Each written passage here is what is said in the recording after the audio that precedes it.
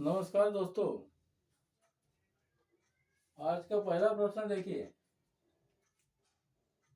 0 और 50 के बीच में अभाज्य संख्याओं की संख्या क्या है?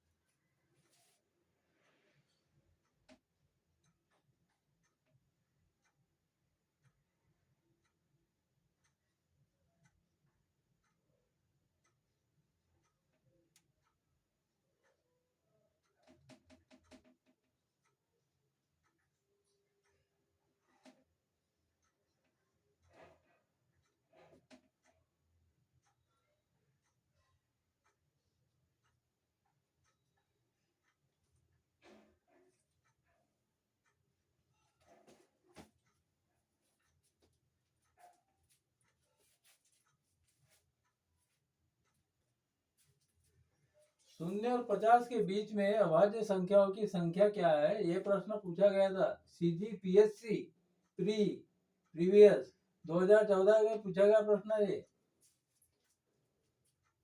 अब देखिए 0 और 50 के बीच में पहली सबसे छोटी अभाज्य संख्या क्या है? 2 है। सबसे छोटी अभाज्य संख्या बराबर 2 से शुरू करेंगे। सबसे छोटी 2 है।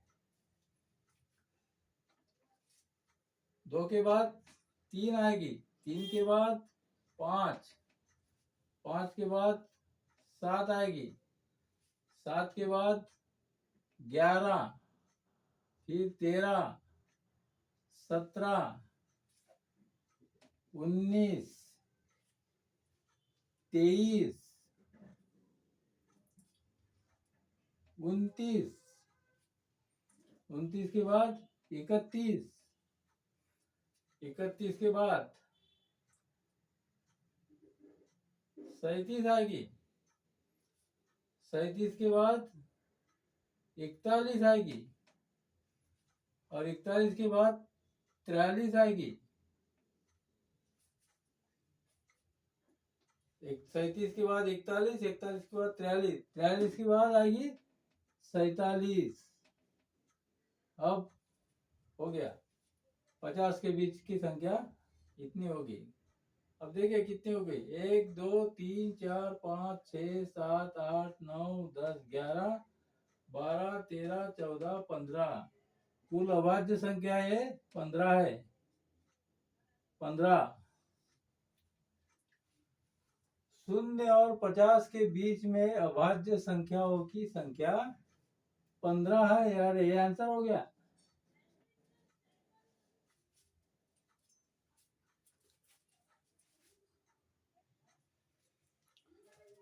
प्रश्न दूसरा देखिए।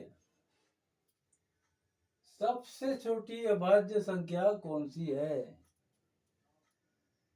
सबसे छोटी अभाज्य संख्या ऑप्शन है 0, B 1, C 2 और D 3। सबसे छोटी अभाज्य संख्या 2 है। 2 और आंसर हो गया सबसे छोटी अभाज्य संख्या।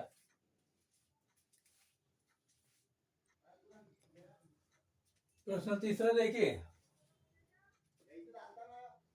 357.21 357.21 में 5 का मान कितना है?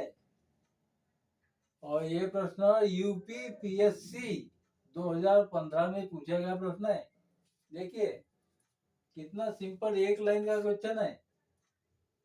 ये एग्जाम में पूछा गया है 2015 में। ऑप्शन दिए देखिए 5 10वां, 5 10, C 500 या D इनमें से कोई नहीं।